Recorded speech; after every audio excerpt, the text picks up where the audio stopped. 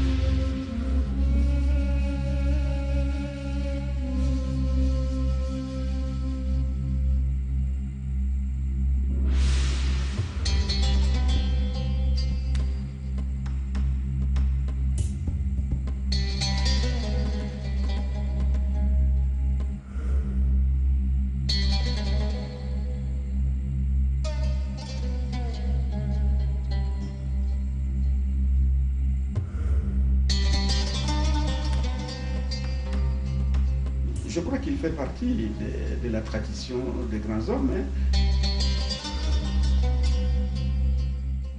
Il était comme une étoile filante. D'où il voulait marquer son temps en fait. Je crois qu'il en avait une pleine conscience. Il était vraiment passionné par le bien-être de la population. Que tout ce qui sort de l'imagination de l'homme est réalisable par l'homme. C'est ce que Sankara a tenu comme discours.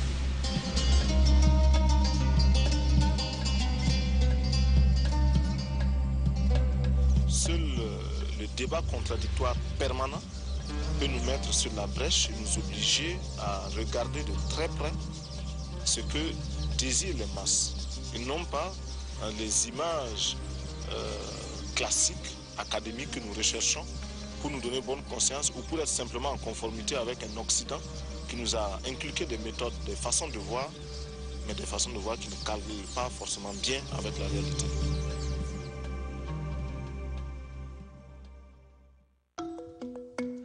Est-ce qu'un grand homme sait qu'il a un grand destin? Je pense que tous les grands hommes savent qu'ils ont un destin. Je pense que depuis qu'il est petit, il savait qu'il allait être président. Il savait. Et c'est pour ça que parfois il a vécu, il a modélé sa vie en fonction de ce grand destin.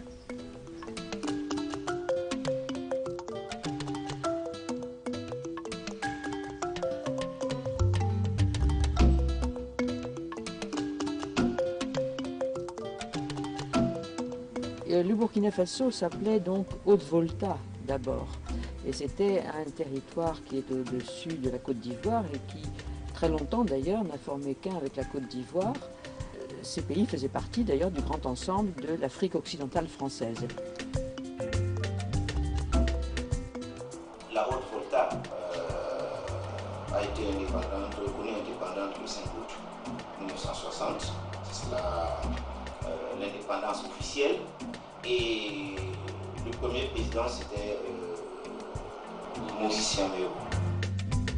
Maurice Yaméo a été destitué par un soulèvement populaire le 3 janvier 1966 parce qu'il avait pris des mesures qui n'étaient pas vraiment du goût de la population. Très impopulaires. Des mesures très impopulaires.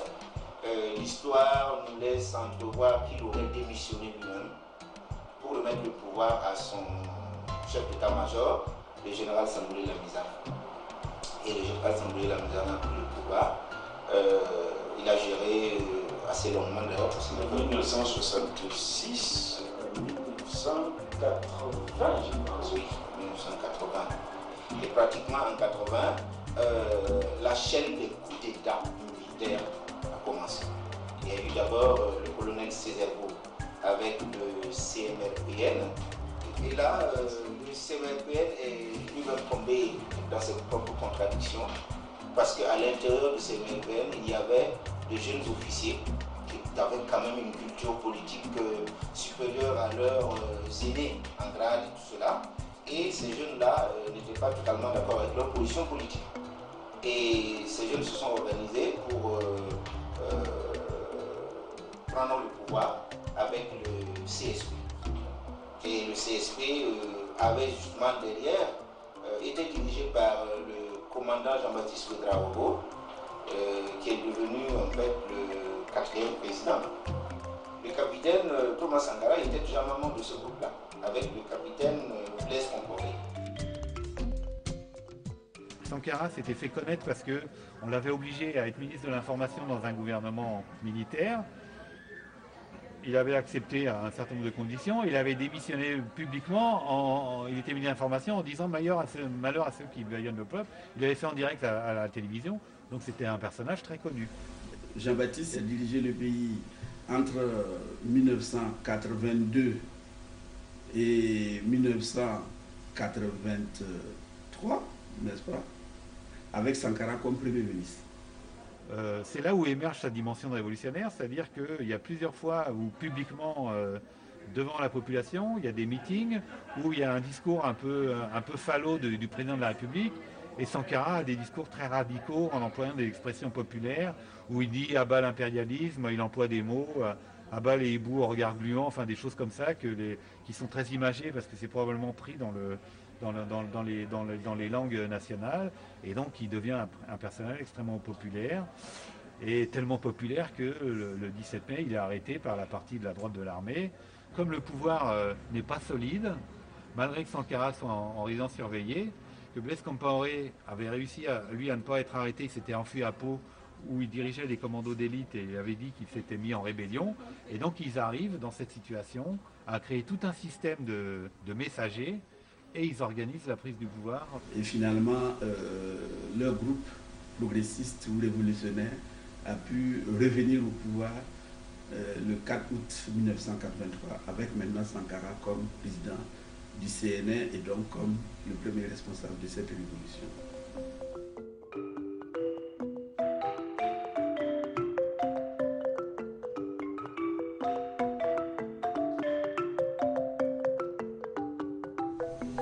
C'était dans les années 79, donc au moment du régime de la Maison de la Troisième République, où rien n'inquiétait le régime, où il me dit comme ça de go qu'en fait il pense que le régime de la Maison sera renversé par des régimes de colonels.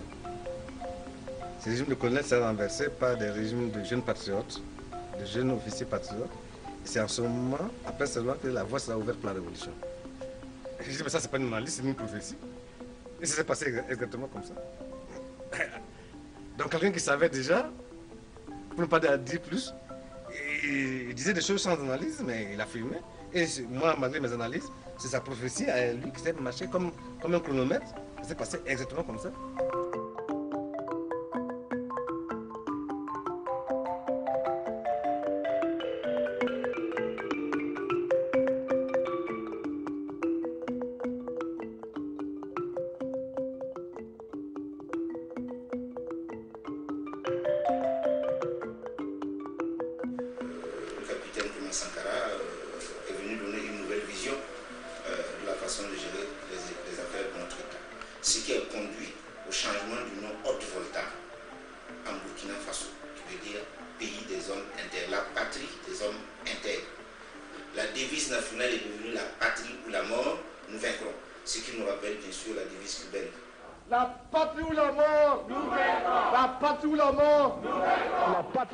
Nous vaincrons.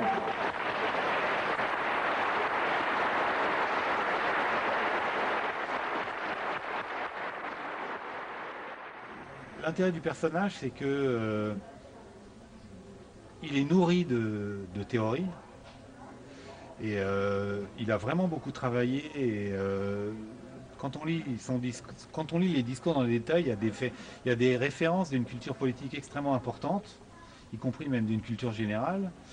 Et d'un autre côté, il ne perdra jamais le contact avec la population. Et ce qui est caractéristique du passage de Sankara au pouvoir, c'est que d'abord, il y a eu ce travail de conscientisation de la population en disant, écoutez, nous n'avons plus à attendre Godot, on n'a pas à attendre quelque chose de l'extérieur, il faut nous-mêmes bâtir notre devenir et ça commence aujourd'hui. Je crois que ce message était passé.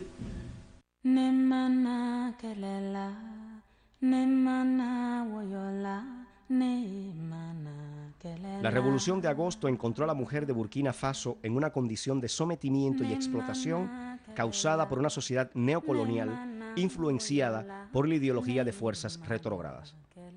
Camaradas, no existe una verdadera revolución si las mujeres no se liberan.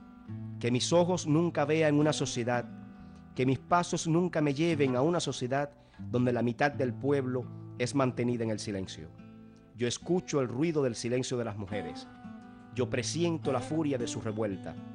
Yo presiento y espero la irrupción fecunda de una revolución a la que ellas aportarán la fuerza y la rigurosa justicia emanada de sus entrañas oprimidas. Camaradas, adelante en la conquista del futuro. El futuro es revolucionario. El futuro pertenece a los que luchan. Patria o muerte, venceremos.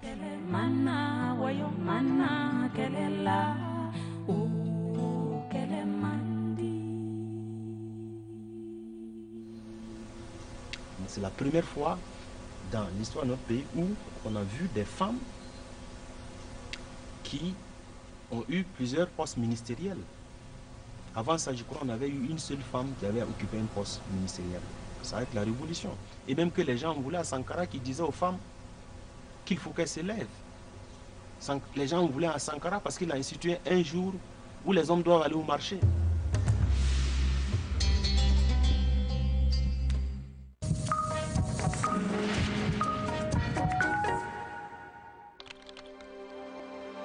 No protegen las raíces de la democracia, no presentan herramientas para el cambio. Los detenidos están acusados de desobediencia a la autoridad. El gobierno permite que haya 5 días de festejos de la bacteria, del microbio y del virus.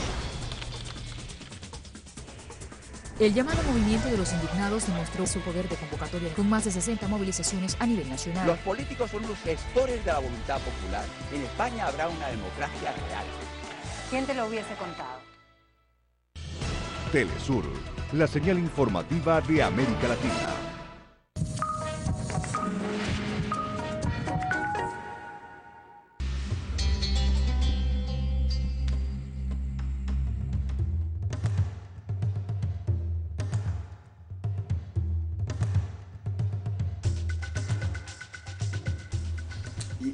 Il a fait bouger les choses, de sorte que il a un peu libéré, il appelait ça le génie créateur, mais disons quand même qu'il a libéré un peu les mentalités pour pouvoir libérer les énergies, pour construire, n'est-ce pas, quelque chose qui nous appartienne à nous. Et là, il était tout droit dans ce qu'on définit comme étant le développement endogène. C'est créer vous-même, produire vous-même, mais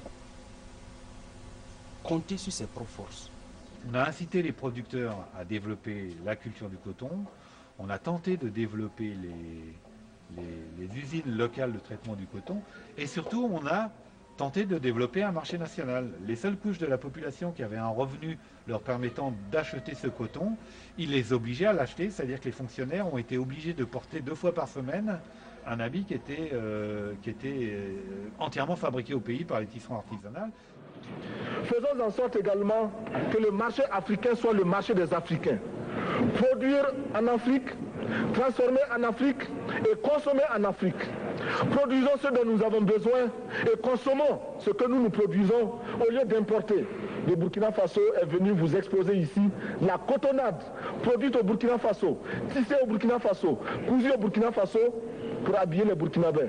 Ma délégation et moi-même, nous sommes habillés par nos tisserands, nos paysans. Il n'y a pas un seul fil qui vienne de l'Europe ou de l'Amérique.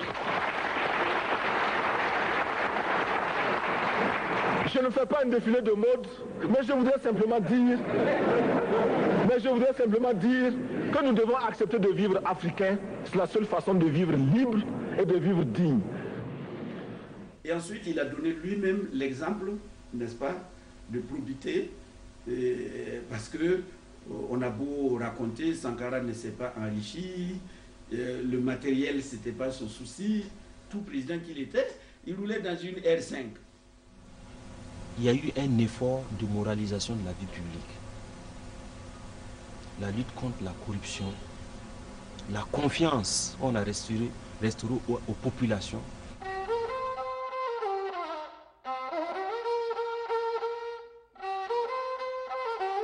El Burkina propuso y propone todavía que por lo menos 1% de las tremendas sumas sacrificadas a la investigación para la cohabitación con otros astros sirvan para financiar de forma compensatoria proyectos de lucha para salvar los bosques y la vida. No ponemos en duda que un diálogo con los marcianos pueda alcanzar la reconquista del Edén, pero esperando ese día, los terrícolas que somos, tenemos también el derecho de negarnos a elegir entre el infierno y el purgatorio. Formulada así, nuestra lucha por los bosques es ante todo una lucha popular y democrática. Las conciencias conmovidas y hasta sinceras y plausibles de múltiples foros e instituciones no podrán reverdecer el Sahel cuando falta dinero para excavar pozos de agua potable a 100 metros y sobra para excavar pozos de petróleo a más de 3.000 metros. Esta lucha por los bosques es sobre todo una lucha antiimperialista, porque el imperialismo es el piromaníaco de nuestros bosques y sabanas.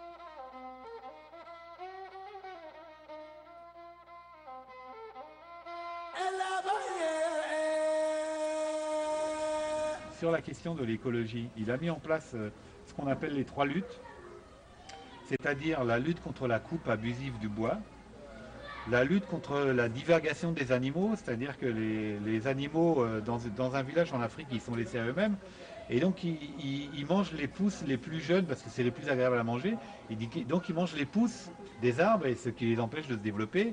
Et la lutte contre les feux de brousse, ça c'est une catastrophe qu'il y a dans l'ensemble de l'Afrique de l'Ouest, c'est-à-dire pour aller plus vite, les gens, et pour faire la chasse, il y a aussi des traditions qui veulent ça, mais bon, ils brûlent la brousse. Et lui, dès la prise du pouvoir, ça a été un souci très important puisque c'est un pays qui est occupé la moitié par le Sahel. Et donc, il connaissait, on parlait beaucoup de l'avancée du désert. Donc, on est confronté à des problèmes écologiques très importants. Il avait eu même le projet de faire des immenses barrières vertes pour arrêter le désert qu'il n'a pas pu mettre en place. Mais bon, c'était des choses qu'il avait en projet.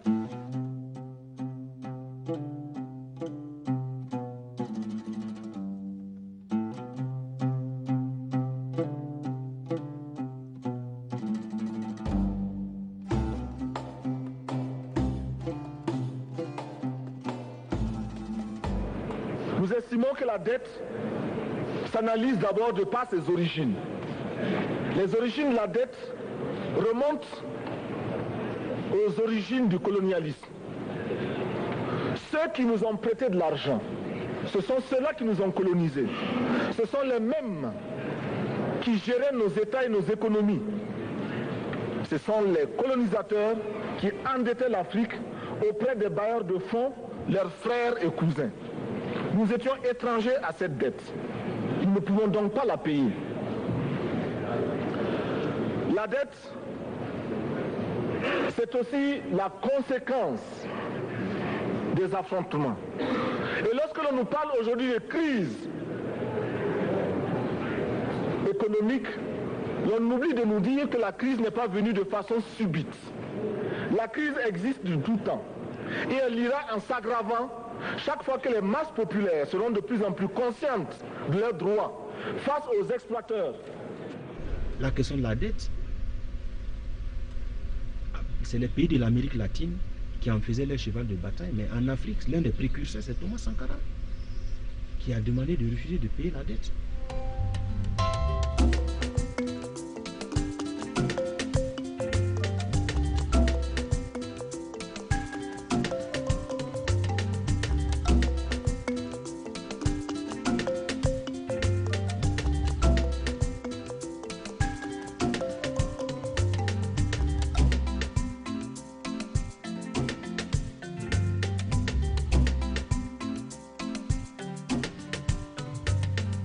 peuples africains, nous sommes nombreux et très nombreux. Nous devons comprendre que notre existence doit être vouée à la lutte pour la réhabilitation de l'homme africain. Nous devons mener le combat qui nous soustraira à la domination des autres hommes et à leur oppression. Et c'est pourquoi j'ai déjà dit et je répète que notre Maison Blanche se trouve dans le Harlem noir. That's what I said, and I will repeat myself. My White House is in the Black Harlem.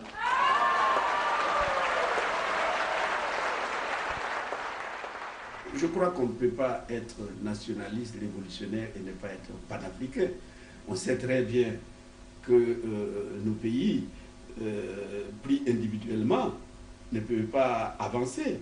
Les grands penseurs de l'Afrique, ils ont toujours rêvé de l'unité africaine. Kwame Nkrumah, Patrice Lumumba, Sékou Touré, bon, ils ont tous rêvé de cette unité africaine. Bon, et Sankara y croyait. Il avait ce sentiment-là qu'il fallait arriver à construire l'unité africaine, mais en débarrassant l'Afrique de ses dirigeants réactionnaires, pourris, corrompus, etc. Et c'est pour ça qu'il a eu affaire aux autres dirigeants. Et il avait son idée de l'unité africaine, il y croyait, mais pour lui, c'était l'unité de l'Afrique révolutionnaire, en somme.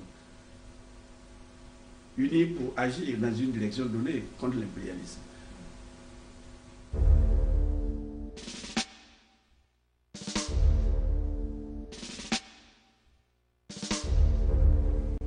Sankara a osé ne pas voter pour la France, mais contre la France, lorsqu'il y a eu une interpellation aux Nations Unies sur la question de la Nouvelle-Calédonie, qui était brûlante à ce moment-là. Pour la République française, ça lui est intolérable. Puisque c'est ça qui fait l'intérêt des colonies françaises pour la France, c'est qu'elles disposent de votes automatiques à l'ONU de ces pays qui sont sous sa tutelle. Es el imperialismo quien trata de dominarnos, desde el interior como del exterior de nuestro país. Este imperialismo, mediante sus multinacionales, a través de su gran capital y su poder económico, trata de controlar e influenciar también nuestros debates y nuestra vida nacional. Creándonos dificultades, trata de ahogarnos mediante un bloqueo económico. Trata igualmente de conspirar contra nosotros, contra nuestra seguridad interior.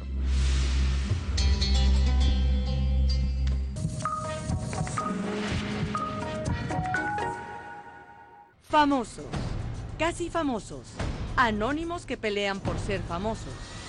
¿Cuál es el rol de los programas de farándula? ¿Qué informan? ¿Existen porque el público lo pide o es la televisión la que le dice al espectador lo que tiene que ver? En el medio, periodismo de farándula. Este miércoles, solo por Telesur. Telesur, la señal informativa de América Latina.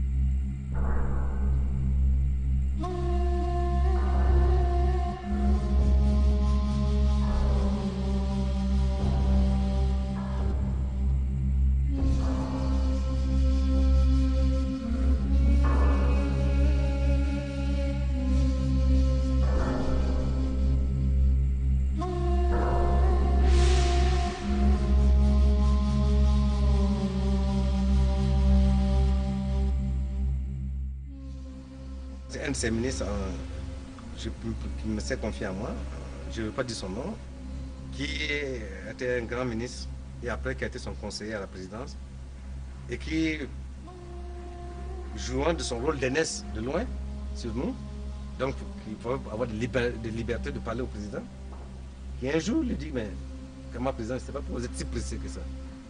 Faites les choses comme si vous allez faire autre chose. Il dit que lorsqu'il a dit ça au président, il a déposé son bic, il a regardé droit dans ses yeux et dit, vous avez le temps, moi, je n'ai pas le temps. La révolution s'est heurtée beaucoup à un manque d'aide extérieure qui est une des raisons des limites, hein, c'est qu'il passait son temps à chercher de l'aide, mais non conditionnelle, comme il dit. Les erreurs de la Révolution ont été parfois des erreurs de précipitation. Les événements s'accumulaient trop vite. Il allait trop vite. Le peuple ne suivait pas. À un moment donné, il y a eu un décalage. Il y a un décalage, le peuple était sous les mesures, tout le temps des mesures. Il faut que tous les jours, il y ait des nouvelles mesures. Tous les jours, il faut qu'il y ait de nouvelles mesures. Donc, les gens étaient essoufflés, en fait. Mais il a compris, puisque dans son discours du 4 août à Bobo, il a dit, il faut arrêter. Ça va trop vite et le peuple ne suit plus. Il faut rectifier la révolution. Le mot de rectifier, là, ça vient de lui. Sankara voulait rectifier la révolution pour enlever les aspects négatifs, pour avancer. Mais il a été dévancé. Pour pouvoir faire un coup, il faut avoir un leitmotiv. Donc, il y a des gens qui sabotaient l'action par le bas et qui refusaient les transformations.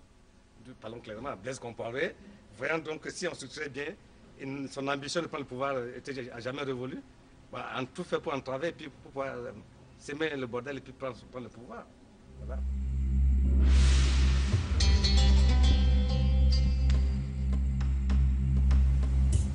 Blaise Compaoré et Thomas Sankara étaient plus que des frères, puisqu'ils ont tous été à quelque part élevés par le père de Thomas Sankara. Blaise Compaoré était orphelin et le père de Sankara le considérait comme son fils, à tel point qu'il lui avait trouvé une femme, etc.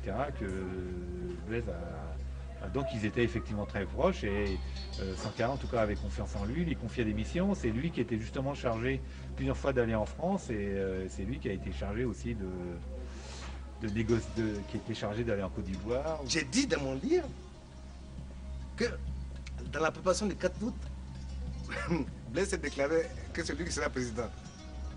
Avant qu'on ne fasse le 4 août. Si on prend Chantal Compaoré, l'épouse du chef de l'État actuel, les contradictions ont commencé là. Quand il y a un ouvrage qui en parle, notamment c'est l'ouvrage de Valère Sommet, le président qui avait été invité par la famille Compaoré s'est vu proposer du champagne par la femme, sachant bien que Thomas Sankara n'allait pas accepter, parce qu'il considérait cela comme des mœurs bourgeoises. Et Thomas Sankara a décliné l'offre. Et elle a dit tant pis pour ceux qui s'en privent. Nous, en tout cas, nous en prenons. Donc déjà, ce sont des témoignages qui montrent qu'il y avait déjà des camps qui se sont posés. Un camp qui préférait le champagne et un camp qui ne voulait pas de champagne.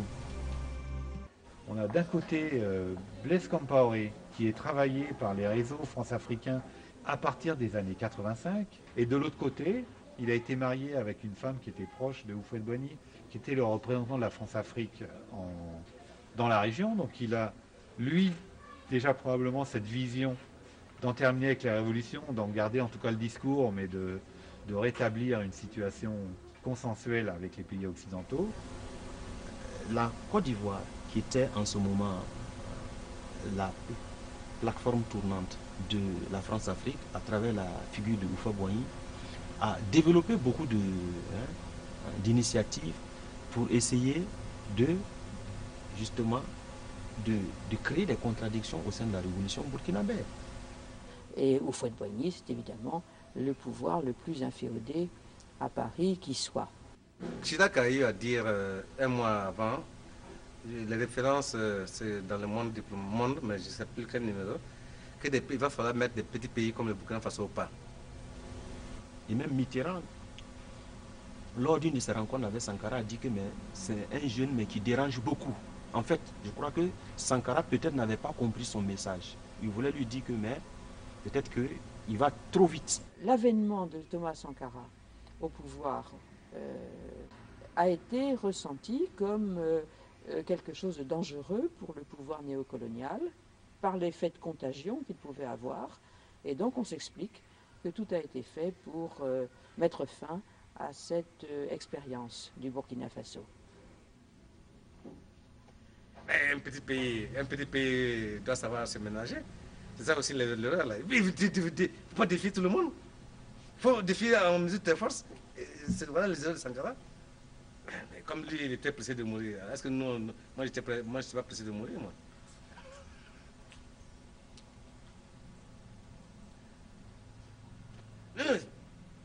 Des erreurs bêtes. Bêtes. Mais poussé par une force aveugle.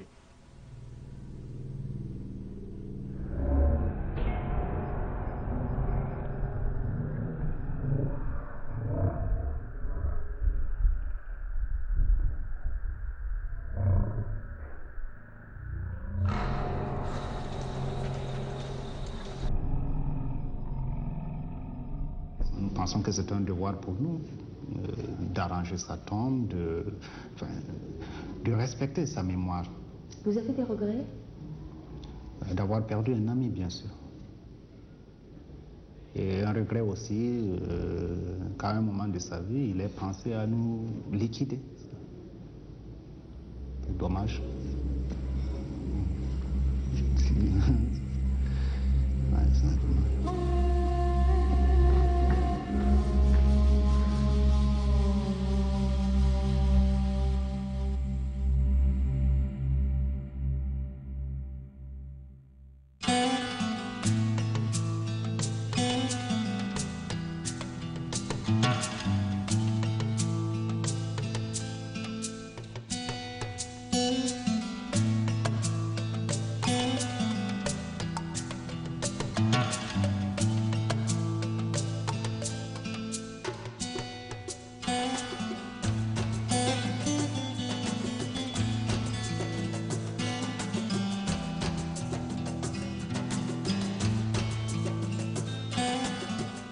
Pendant quelques temps, on a continué à développer un discours révolutionnaire très rapidement.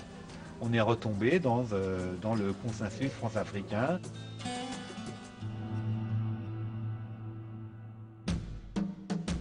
On n'a jamais vu ça dans notre pays. On assiste même à une situation où on doit payer pour ses soins de santé. Parce que c'est la pourriture partout.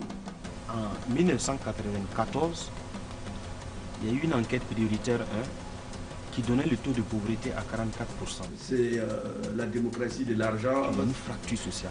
On n'a jamais poussé les justices à ce niveau-là. En 2003, on a refait une enquête qui donnait 46% de pauvreté. On a une démocratie bananière. Le taux de chômage à plus de 40%. Ou un régime militaire habillé aux couleurs de la démocratie. C'est les chiffres que le pouvoir même donne. Qu'est-ce qu'ils font avec leur argent? C'est les belles voitures. Et c'est des investissements dans des villas qui ne sont pas du niveau de notre pays.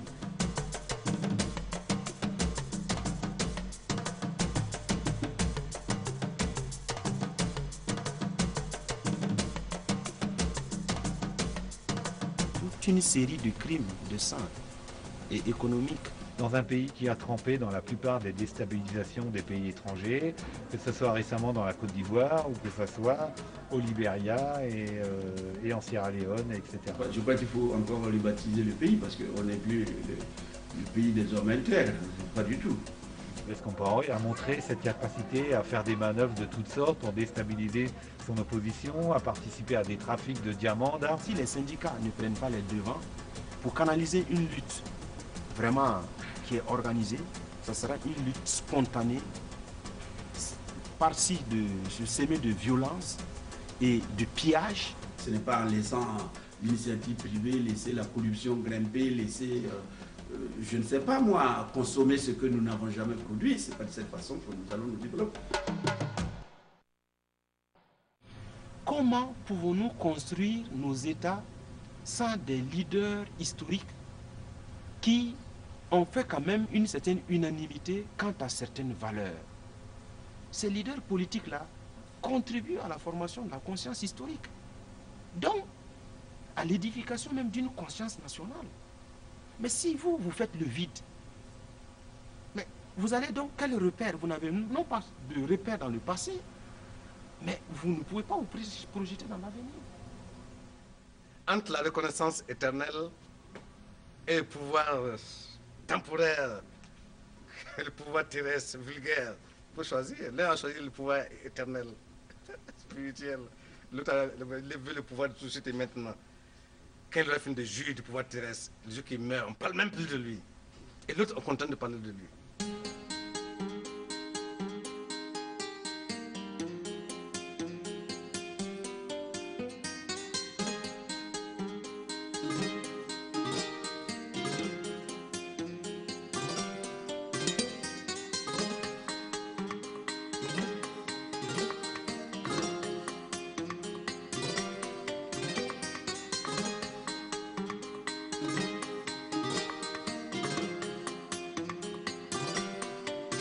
Le 15 octobre 1987, il y a eu l'assassinat du président Thomas Sankara à un moment où les peuples africains se reprenaient à espérer et le choc a été aussi terrible que pour l'assassinat de Patrice Lumumba.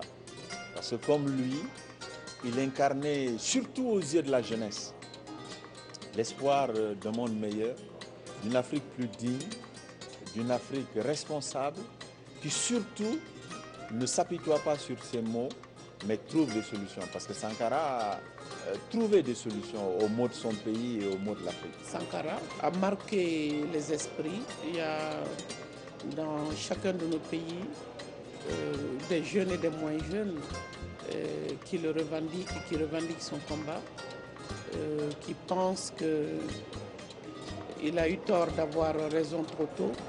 Prenons Sankara comme une bonne idée pour l'Afrique. Ne le limitons pas au Burkina.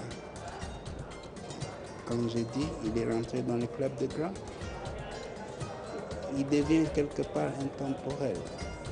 Fédérer les luttes de l'Amérique latine, de l'Afrique, d'Asie et de l'Europe qui souffrent est essentiel.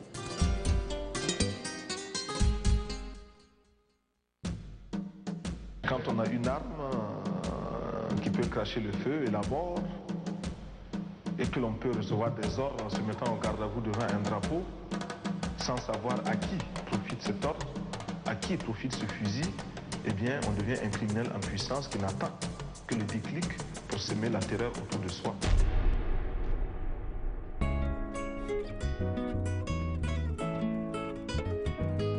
Mami samari sekutore Thomas Sankara come kuruma Ore kelele ke Afrique notola Ma anya lukoi malo Chevalu yenena Maloba bebora Foni kisa obedira Wali ben bebedira Ajo yamaye